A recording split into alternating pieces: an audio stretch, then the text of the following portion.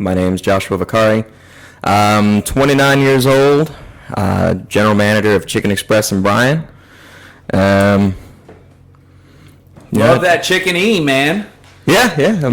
I mean, I know we're on the Building Better People, nutrition health podcast, but we love Chicken Express. Mm-hmm. Jan and Clayton are awesome, and they own the Chicken Expresses here. So, Josh, thanks for coming on today. You have been here how long? I started, I believe, back in February. Yeah, so it was the first month that I came on. Like right before coronavirus. Right before it, yeah. Clay invited you. Yes, sir. I came for a free Friday. You came, I think it was that first Friday in February. Mm-hmm. And a week later, you signed up. Yes, sir. And, okay, so, what we're going to do here is we're going to kind of pick apart and really listen to your fitness journey. You're 29. This journey started a long time ago. Whether you had battles with weight or challenges working out, or maybe you were like an incredible high school athlete. I don't know. So give me a little bit of backstory from, your early childhood into high school. Sure. So I basically have always kind of struggled with, trying to maintain my weight. Ever since I was a little kid. I remember in 4th grade, I went and I visited my mother away from my father, and when I came back, I had gained like a lot of weight, and it was because I wasn't being monitored the way that my dad was kind of monitoring my intake, and it was a real struggle a little bit in my early childhood. I mean, it wasn't too bad because, of course, puberty would hit, and I would grow into that, but I had a problem. I'd like to go and sneak some food all the time. Did you know how much weight in 4th grade, like in that? No, you just knew. You right. just felt it. Yeah, and my dad let me know sometimes. Be like, man, you came back a little chubby, Yeah. And so, but it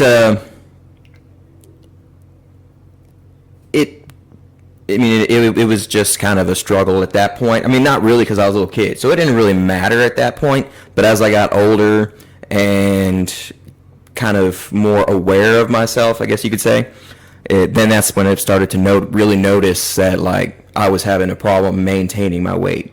You're 29, so it was 20 years ago. I'm 38, and that would have been 30 years ago. But I do remember feeling that way, like, swimming with the shirt on, kind of being embarrassed. I mean, did you have any of those feelings, like, about your weight? Absolutely, yeah. As I got kind of into middle school, it was the same thing, swimming with the shirt on. I didn't want people to see, me past clothing just because it was embarrassing. People would notice it, would say things and whatnot, and it's never a good feeling. Did you have really bad eating habits? Yes, and that's, yeah, when my parents weren't home, like when I would get home after school before they got home from work, I was constantly, going to the pantry and trying to find a snack or something, and I would just, eat more than I needed to. Yeah. It was like that for a while. But any sports in junior high? I played some soccer. Okay. Which, it helped. I really enjoyed it. I liked all the running around, but I was more of a defensive or a goalkeep. And so I didn't get to be as active as the midfield or the forwards, and but it did help. A couple days a week of practice, and we'd have the games on the weekends. Did it thin you out a little bit? A little bit. Yeah. It did help a little bit. At what point did you know how much you weighed? I would say probably. I really started to probably take notice about 7th or 8th grade. Okay. That's when I was becoming more like, self-aware, more conscious of what I looked like, who I was becoming, and, just things like that. Did you want to do something about it at that age, or? Yes. Yes, but at the same time, I didn't know what to do. Mm-hmm. It was more of like I was aware that there was a problem there, but I wasn't sure how to solve it. I was still young. Mm-hmm. But when I turned 16, so about my sophomore year of high school, then my dad introduced me to the gym, going to weight training. And, I would go with him early in the morning before school, so we'd wake up at 5 o'clock in the morning, and we'd go to the gym, and he'd drop me off at school until I got my own vehicle, and then we'd go to the gym, and then I'd drive myself to school, and I mean, it started out 3 times a week, Monday, Wednesday, Friday. And then as I got more used to it and more comfortable, then I increased it to 4 to 5 times a week, including weekends. And that it really helped. Of course, that was about the same time that, So that's just you and your dad going in the mornings. Mm-hmm. Wow. Before school. So you were getting up at like 4:30? Yeah, 4:30, 5 o'clock. Yeah, oh, man, that's so cool. So your dad obviously seems like a super fit guy. And oh, yeah. I mean, he's 72 years old now, and he still goes to the gym, and he's always been in really good shape. He spent a career in the Navy, and he loved working out. So he loved being able to bring me into something that he enjoyed doing. Was that special to kind of have that time together? Absolutely. Oh yeah, especially whenever he started to see, my the weight that I was putting up getting closer and closer to what he was doing. Mm-hmm. Of course, that should be happening because I'm so much younger than he is. But at the same time, for me, it was like, yeah, I'm going to get as strong as Dad. So did you start seeing changes in your body? Oh, absolutely. I mean, after the first 6 months, definitely. I mean, we took some before pictures where, I had kind of leaned out a little bit, but I still had a little bit of love handles and stuff like that, and but then after about 6 months we took some more pictures and then put it side by side and it was like, oh yeah, I mean definitely you can see the muscle growth and the new definition and shaping of my body and so wow. Just that alone, and that was just like the weight training. Was there any specific things that you were measuring, such as like weight, waist, like bench press, weight, squats, anything like that? Mostly the bench press and, just basically the 3 power. Deadlifts. Yeah, the 3 power moves, deadlift, squat, bench press. What kind of improvement did you see? No, I mean, huge improvement. I mean, I went from basically struggling with a bar for the first time, just getting used to having to balance something that I was pushing up, to a couple years later being able to rep 275, on the bench. Wow. So it was, it took a lot of work, but once I got the movement down, then my body was like, okay, so we're doing this. And so you just pretty putting in much the work. Your last couple years in high school, 2 to 3 years committed to working out. Absolutely. And then keep going. What happened after that? So then I went to A&M and I joined the Corps of Cadets, and I did, of course, it's very physically intense. It's, you wake up in the morning, do PT X amount of days a week, and then in the afternoon, after you're done with your classes during the day, you do PT X amount of times a week, and it's constant. It's a lot of running, a lot of calisthenics, just a bunch of body weight workouts, and every now and again we would go to the rec and do some weight training. That was just with the Corps. At the same time, I was also doing weight training on my own, going to the rec, or for a year I joined the Corps powerlifting team. It wasn't like a real official team, but it was a group of guys that we got together and we went to a tournament, and luckily I was the only guy in my class and my age, so I got a gold medal, Yeah. But I was kind of like by default, but at the same time, at least I could say I got one. Yeah, dude. So I mean, that's amazing. Yeah. So, okay, still fit. Mm-hmm. How much did you weigh?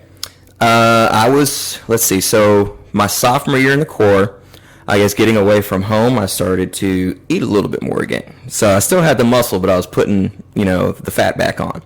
And I got up to about 220. That Chick-fil-A dining hall at Camp Southside, right? Yes, sir. So too easy. So how much did you I got up to about 220. Okay, and from where? I was about 180 my beginning of my freshman year. Wow. So I really put the weight on. And you're still working out. Yeah, so still working out. Eating was just getting back to snacking and unhealthy. Exactly. Okay, so sophomore year, I mean, did a light bulb go off, or did you just continue down that path? Okay, so there was one day. Now, we had a few different uniforms that we wore. One of them we called, just the Bravos. It was the daily uniform. And we had, of course, our ACUs, the camo uniform. Mm-hmm. And then we had what we called our midnights. And that's what we wore on basically remembrance days or special occasions. And I went to go put those on one day, and they were so tight you could see the seam of my boxer shorts on my leg. And somebody said something to me. They're like, "Hey, you think those are tight enough on you?" I was like, "Oh man!" And I was so embarrassed. I went and I put on a different uniform, and it was at that point I was like, "All right, this has kind of gotten out of hand again." I've gotten away from having somebody monitoring what I was doing again, and Meaning your dad, basically, yes, sir. And it just became so easy to fall back into old habits. So he sounds, now you obviously know him. I've heard about him now for 10 minutes, but he sounds like a very disciplined person. Very, very much so. And he sounds like you probably respect that about him. He also sounds like somebody who you look up to a lot. Yes, sir. And did he make any comments in those first couple years of college, like, as you 40 pounds is noticeable. Yeah. And because he was such a big influence in your life, and he, even back as early as you said 4th grade, he would mention things. And I will say this, I do the same. Not in that degree. My kids are really little, but I will steer my kids towards healthy. Like my 5-year-old, just almost 4, just turned 5. He knows the difference between healthy and unhealthy. My daughter worked out with me this morning. It's like she's 7. So I can totally appreciate his leadership because that is something that I think we do not have in homes, is parents leading kids in a healthy lifestyle. And therefore kids gain weight and they feel what you felt, what I felt. And it's really hard, not just to live that way, but it's really hard. Not everybody knows how to kind of like dig themselves out of that. Right. So my curiosity is, did your dad say anything to you in the 40-pound weight gain period of time? Oh, absolutely. Whenever I'd go home and visit, he would notice it and he would say things. I mean, not like to be mean. Was it hurtful, or was it like, how did you receive it as a child, as a son? I mean, it was one of those things where I kind of felt a little bit of shame, but not from the way that he was saying it. It was the fact that I'd let myself get that way.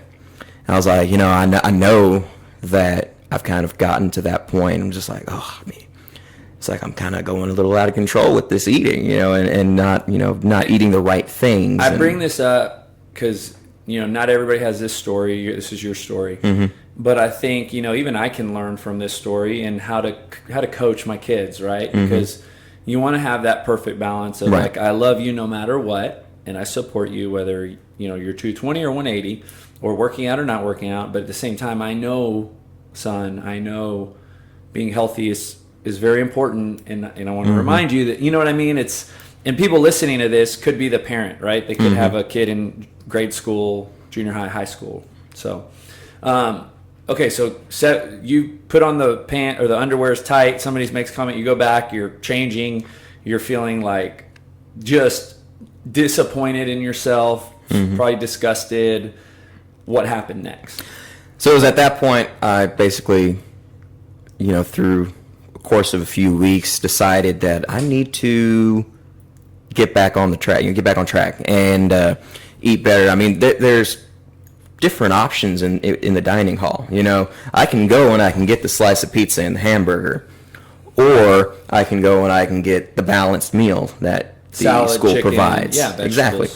And so it was like, instead of going left and getting the pizza and dumping hot sauce on it and getting the French fries, I was like, I need to make the better decision for myself, not for the instant gratification of the food tasting good, but for the long time satisfaction of leading a healthy lifestyle. And I'll say this, I went to A&M. I lived on campus my freshman year. I visited Sabisa Dining Hall, which is on the opposite end of the Corps. If you're, I have a very strong tendency to be an overeater. My body loves unhealthy food just as much as the person next to me. You get those meal plans, right? And you start, it's almost like having this like unlimited amount of like money to spend on food, because you can use your ticket to go to Sabisa, get a buffet, and they have just about everything you can think of. pizza, burger, fries, nuggets, and they do have salads and things like that, but they have fruit and they have healthy food, but it's really like easy to go to where absolutely. Or you could go to the Chick-fil-A, the Whataburger, all these, and you could just use a point or use, one of your tickets. So it's so easy at 10 o'clock at night to go and grab something unhealthy, Absolutely. So what happened? Like, how long did it take? Did something happen positive? Did you lose weight? Oh, absolutely. So once I decided to change just what I was eating, I mean, it was also not only do I want to change what I'm eating, but that's when I want to get back into a good normal workout routine. I mean, of course, the Corps has got us on a normal workout routine, but you're only going to get as much as you put in. And I wasn't putting in as much as I could have. And it was my junior year that I actually joined the Corps powerlifting team. Can you expand on that? Is it mandatory? I wasn't in the Corps, but is it mandatory to work out? Yes, especially as a freshman. And actually, my freshman year is not really when I gained the weight. It was the very tail end, summer, and sophomore year where now I wasn't the fish, as they called us. I wasn't the one that was fresh in the Corps. The sophomores were training, trying to improve it, trying to impress exactly. them. And once I became the sophomore, then I really slacked. And by slack, meaning you have to go to the workout, you just don't have to do it. Basically, you walk up and down all the freshmen doing push-ups. Oh, and you don't do any push-ups. It's essentially kind of like what a coach does. They give you the workout. Freshmen have to work out. Yes, and they usually want to impress the sophomores. Exactly. The sophomores just watch them work out, basically, and they're expected to work out later or during that time. So every now and again we'll get down and we'll do the exercise with them. But that's more of a like. So we're learning about the hierarchy here. So if I'm a sophomore, I can, let's say we're all in the same outfit, right? Mm-hmm. I can go down there and get a kick butt workout with my freshmen if I want. If you want. Or if I just want to be a coach, I can just watch them. Exactly. And then as soon as we're done, walk back, eat breakfast. Yes, sir. Okay, I understand that. So you were choosing the latter. Absolutely. I was like, I did my freshman year. I'm going to take a break. And then, I guess, does that as a junior apply the same way? Absolutely. I mean, even less so. So at that point, you don't even have to be there. Coach. You don't have to show up. So, but as a freshman, you kind of get the inauguration of fitness. Mm-hmm. Okay. And then, so you joined the powerlifting team, mm-hmm. which was by choice. Absolutely. And when were those workouts? Like, were they 3 times a week, 5 times a week? They were 3 times a week in the evenings. So it generally about 6 o'clock. And then we work out for an hour and a half, however long it took to get the workout in. And then we were free to go. But, I mean, that wasn't the only thing I was doing. At that point in time, I also was going back to doing the outfit workouts. As a junior, I was going there and going back and doing the runs and doing, the push-ups, sit-ups, flutter kicks, anything with the freshmen. Yeah. Yeah, because at that point in time, I wanted to be a leader, Oh, I love that, man. And I could totally see, understanding the little bit that you just shared with me, the leadership that's displayed in an outfit workout, right? Me knowing about fitness and how things happen mm-hmm. here, but when you have a senior, right, or a junior who's grinding away at this workout, mm-hmm. running hard, and the freshman just seeing that, because fitness is going to draw that person towards your leadership, right? Because then the conversation you have later that day or that weekend or in the dorms mm-hmm. could have potentially been started in the leadership you displayed in the workout. Right. Okay. So you're doing morning workouts, you're doing powerlifting, and then what kind of transformation did you see? Oh, I mean, that dropped back down about 180, and that outfit fit again, huh? Absolutely. It sure did. It felt great. Wow. And I mean, it may have been a little bit too much of a decrease. Now that I looking back on it, it may have been too much weight too fast. But I dropped it at the same time. And why do you say that? Why do you think too much too fast? So dropping that much weight that quick, I kind of started to feel my energy levels decrease. It seemed like even though I was losing the weight, it was almost in an unhealthy way because I had switched so drastically. And it wasn't too much gradual, I guess you could Yeah. say. It was just an immediate change, and my body wasn't really ready for it. I mean, even though it took a matter of, months, but it still felt real quick. Yeah. In eating, what was your approach? What was your strategy? I probably went into a huge caloric deficit diet, which is what I always thought was like proper. Yeah. And I was thinking, okay, so if 2,000 calories a day is for the average person, I wasn't factoring in that I was working out. I was just, going with the 2,000 calorie count. I was like, okay, so if I keep it below that, then I'll be good. I'll lose the weight. And if I got excited because I was like, oh, I'm losing all this weight so fast. The television tells me if I lose 8 pounds this week, I'm doing great. And, in all that, not knowing that that's not necessarily the best way to do it. Yeah. And so I guess at 180, what'd your dad say? He was like, oh, you look great. Yeah. And of course he was proud of me. Yeah. Because I had, gone up and down and Yeah. back up and back down. But at this point, it was like all on my own. It was, Yes. self-made decision as opposed to going and working out with my dad and getting back in shape where he's there to, watch me, and I've got somebody to, basically prove myself to, I guess you could say. But now I'm away from home in college, and the only person that I really need to prove anything to is myself. Mm-hmm. Of course, I want to look good for going home in college. I want to look good for the ladies. Yeah. I want the guys to be like, man, you're looking good, looking swole over there. Yeah. Yeah, all of it. Absolutely. So what happened after that? After that, I maintained. I got back a little bit up in weight once I started to kind of eat, more. I got back to about 200, and then I, finished out my 4 years, and then I got lazy.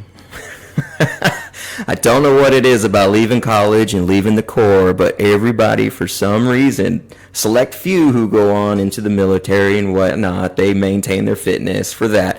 But all of us other guys who go out into the civilian world, it's just like, and I'm going to be a couch potato. Yep. It's pretty common, even for those that are not in the Corps who graduate. Yeah. And so I got real bad, and I joined Gold's Gym, but I just wasn't utilizing it. I stayed in town. Okay. Mm-hmm. I just wasn't utilizing Gold's Gym. I had a membership so I could say it, but I was paying for something I wasn't using. And oh gosh, that was the worst. I was seeing money leaving, and I was like, man, I don't even. But the thought of always wanting to go back Right. kept you committed, or to the payment at least, to the Right. membership. Exactly. So how many years did you kind of go down that path? About 5. Wow. Yeah, about 5 years of just being lazy. And how much did the scale go back up? I got to my heaviest to 227. Okay. And that was at my heaviest, and that was at the point I was like, oh, I've done it again. I have done it again. Yeah. And where were you working at that time? At that time, I was working at Chicken Express. Okay. And great thing about working there as a manager, you get all this free food. Fries, as much as tenders, you want. yeah. I mean, if those days I was working doubles, I was eating before I got on the clock, when I took my break, and when I clocked out. I was 3 square meals a day. Yep. And I'm not saying that it's unhealthy food, but if that's all you're eating 5 days a week, 3 times a day, it tends to show. Yeah, I feel like that is one thing I learned from just training Jana and Clayton for so long was you can eat that and Absolutely. maintain your health and fitness. Obviously, they're proof of that. Mm-hmm. But like you said, if that's all you're eating and you're 5 days a week, then it probably was. So Right. for you, 227, 27 years old, what was it about that moment that was different from like the moments before that? At that point, it was like, I think where it really hit is I was looking through some old pictures of when I was like at my best. There was like a picture of me when we went to South Padre for spring break, and I was like, man, I used to look like that, and that wasn't even that long ago. It's one thing, whenever my dad was showing me pictures of him in high school, I mean, that was like a 40-year difference. Now, this is just a 5-year difference. Like, the change in that 5 years, like, I want to get back to that. Yeah. And so I was like, okay, I got to do something about this. So the first step was changing my diet again, because I had fallen back into ordering the pizza to the apartment and like, man, Chinese food sounds good right now, or man, it's like midnight, Whataburger's Just open. whatever you yeah, want, man. exactly. Yeah. It's like, you know what I'm gonna get with my Whataburger? A 44-ounce vanilla milkshake.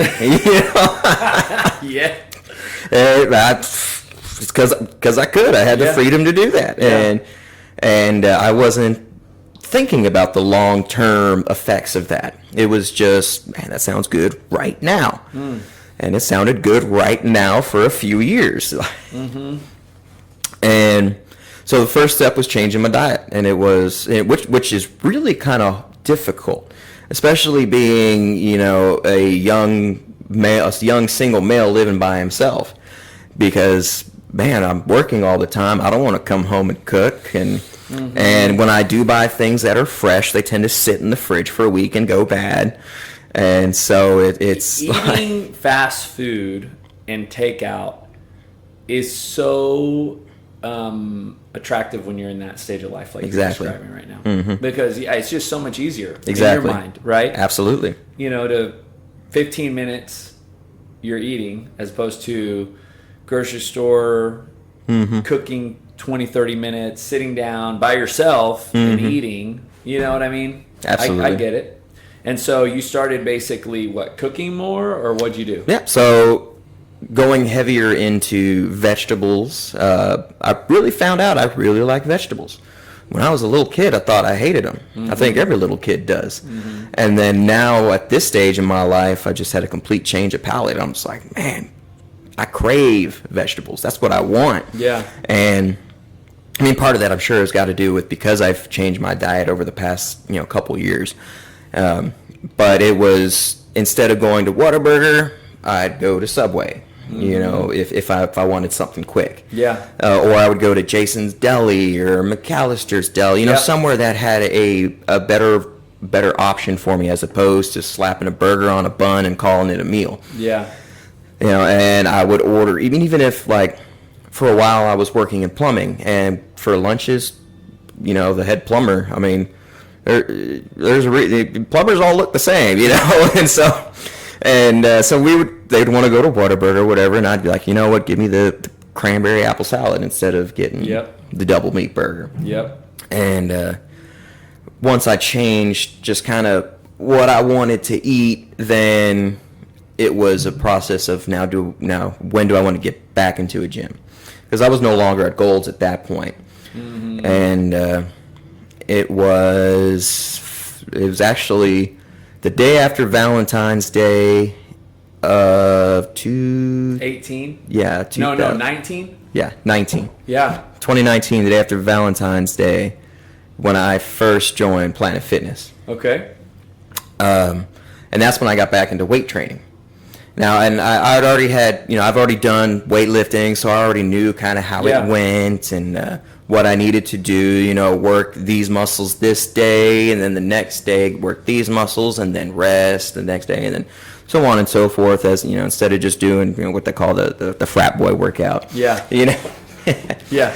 And so I was doing that, and I did that for a year, and I met Clay there, I'm a real social person. I like to, if I see someone there a lot, I go over and I talk to him and whatnot. Yeah. So Clay and I just kind of started talking, and then he mentioned that he joined BoomFit. Yeah. And he was like, yeah, I joined this CrossFit place, and God, this workout, this is a rest compared to what we're doing over there. And he's like, I come here to relax now. And so you had been going for about a year. I've been going for about a year. Right. Consistent. Very consistent. 3 to 4 days a week. And I did lose a little bit of weight, but really not that much. I had gotten down about 8 pounds so you were over the course of that year. I was still about 220, right. And eating better, not great. Not fantastic. I mean, better. Yeah, I wouldn't call myself a model diet, but yeah. Yeah. Okay. And that's about when Clay was telling you about the gym. Here. Right. Okay. And so he invites you He invites me, and we come on a free Friday. And I don't exactly remember what the workout was that day. About 4 months ago, right? Right. Yeah. But I do remember when I got done, I was like, man, that was a good workout. And it was a different workout. You know, when you're weight training, it's kind of slow. It's, you know, you're putting up the weight. You're trying to exert as much power as you can in that short amount of time, and then you rest for an extended amount of time, and then, you know, back and forth. So you're not really getting your heart rate up. You're not really moving the body as much. It's just strictly putting up weight and resting. Yep. And that's what I've been doing. And so I plateaued. You know, I got a year in, and I just, you know, I'd noticed my weights weren't going up anymore. I was just, you know, going through the motions. I was still changing up the workout daily, but next week I was doing the same workout as I was doing the previous week. So coming in here, I was like, man, you know, that was a good workout. And I mean, just that one day, I felt the energy difference. It's amazing how when you use energy in the morning, it gets your body kick-started, and it just keeps you active for the rest of the day. And so you came back, signed up. Yep, and I'll tell you, during that week, you know, because I've become a real stickler with, you know, my money, you know, and so it's like, you know, I was like, okay, so Planet Fitness spending $20 for their Black Card membership, that's one thing, but coming here and, you know, spending $165 a month, that's like, all right, I need to decide if I want to work this into my budget. Yeah. And so I was like, but you know what? It's important to me to do this because it's an investment in myself. And if there's anything that's important to invest in, it's myself.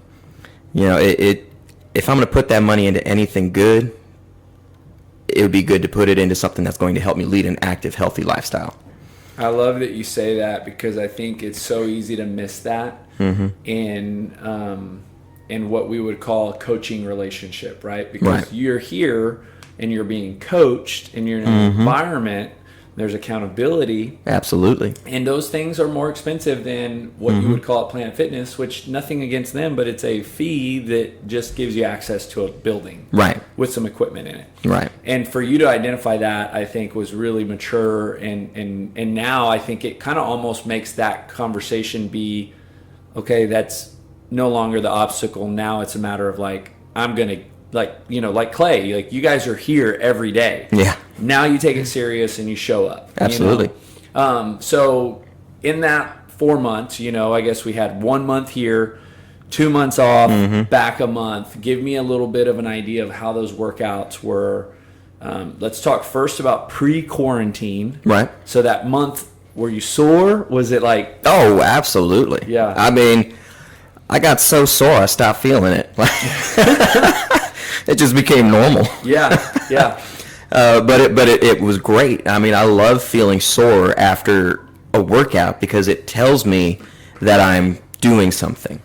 You know, it's a reminder of like, yeah, you're putting the work in. Yeah. But it was fantastic. You know, I'd still come in the next day. I didn't let the soreness stop me because we have a great way of being able to stretch out the soreness during the next day's workout. And so that first month, I mean, it took a couple weeks to really get used to the different type of body movements and whatnot. But I mean, once I got through that, I was all in. I could tell. I remember that. Yeah. What kind of nutritional changes did you make? So now it's strictly balanced meals.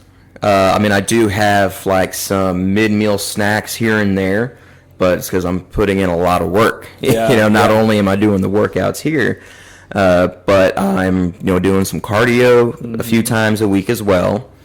And then, not to mention, I mean, I spend all day on my feet at work running around. I mean, on that, I can get up to 25,000 steps a day. Wow. Yeah. So, I mean, it's not like I ever really stop moving. I mean, on my days off, I mean, once I sit down on that couch, usually I'm there for the rest of the day. Yeah. But I make sure I'm here first thing in the morning. What are you weighing now? Now, I got down to 197. Wow. So I am below 200. Wow. Which it thanks to this, and then just wanting to have a better diet. And the better diet, it wasn't only just because I wanted to, it's because in order to do this, I had to. Yeah, you're right. I absolutely had to. There have been a couple nights where I was like, man, let me just, just this sounds real good right now. And I ate it the next morning. Oh, I regretted it. I absolutely regretted it. When you show up here at 8 o'clock like you come, and you've eaten really terrible, you feel it. Absolutely. When you go do, and again, it's not a Planet Fitness workout, but I'm going to say it's a workout at a commercial gym. Right. Yeah. You're typically, you can get away with a bad diet because, nobody's saying, hey, Josh, this thing is like for time. Or nobody's having you burpee, right? You don't see a lot of those like most of the time in a, nobody is, it's just different pace. Absolutely. Completely. And so, and I'm not knocking commercial gyms. I'm just suggesting that when you have a coach and there's an organized workout that is programmed, in the way that we do, you can't get away with a bad meal plan. You're going to be exposed. Absolutely. Okay, so let's talk about quarantine, right? Because you lost 23 pounds through 50% of this last 4 months has been in quarantine, and you worked. I think you guys were able to maintain and drive through. But what did you? Planet Fitness was closed. We were closed. How did you manage those 2 months? So actually, it was real easy because you guys had a plan. Like you guys already knew what you were going to do. It was, we're going to have the daily workouts, and your coaches are going to be getting in touch with you. And I had Kyle as my coach, and he asked me, he said, "What can I do to help you, keep working out through this?" And I said, "Just text me every morning." Awesome. Because if I don't get a text from you, I'm liable not to do anything because I'll be like, I don't have to respond. Yeah. But you text me in the morning and say, "Hey, Josh, here's today's workout." I'm going to be like, well, better get up and get it. There you go. I better get up and do it because he's going to want me to tell him how I thought the workout was. That's right. And it's going to look bad if I'm saying, yeah, I'm just not feeling it today, or yeah, today I'm not really into it either. So I got out and I did it. Awesome. The first half of quarantine, I was still living out in Iola, and it was on a little plot of land. So I was able to just use the land, and since y'all let us borrow a lot of equipment, I saw that picture you took. Yeah, I made sure to get some equipment out there, so that way I can, do the workouts with, a barbell and some weights or dumbbell and whatnot. And I really got a lot of running in. That's during quarantine is really where I started to get into running, because I used to absolutely hate running. I couldn't stand the thought of it. Yeah. And it was just because I wasn't good at it. Yeah. So I started to do some running, and I took it slow at first and just built up the distance. I'd just go run a mile, and then I'd go, try to run a mile a little bit faster, and then I'd go run a mile and a quarter, and built up, and to now where Saturday mornings I'm running between 4 to 6 miles. Wow. And trying to do it in under an hour for 6 miles. Wow. So I've really grown to enjoy running. All the endorphins it releases, and yeah. So okay, man. So this is you're 197. You're running 4 to 6 miles on the weekend. You're here 5 days a week. Mm-hmm. You're doing cardio or some additional. Like, what's next for you? Are you kind of where you want to be? Is this kind of like a good place for you to now hang out in terms of, and by that I don't mean complacency, okay? Because I feel like sometimes that's misunderstood. I had to learn this lesson the hard way. I'm 38, started my fitness journey 20 years ago, and I had to learn that it's okay to hang out. And meaning that in your nutrition, you're happy where you are. In other words, I'm at a good place. I know where I need to be. If I slip back, I need to get back to this. In my fitness, I'm okay not continuing to get more and more, you know what I mean? Whether it's stronger, faster, that hanging out is a place. Is that where you're at, or do you still have this fire in you to kind of keep whether it's losing weight, improving in fitness? What does that look like for you? So I definitely still have got that fire. But one thing that my dad told me when I was younger, whenever we first started working out, is he said, don't pay so much attention to the scale. Pay more attention to how do you feel about yourself when you look in the mirror. And so that's really what I'm kind of judging it off of. And there's, I still want to improve. I've done a lot of great improvement, and I'm great about, and I feel great about that. Mm-hmm.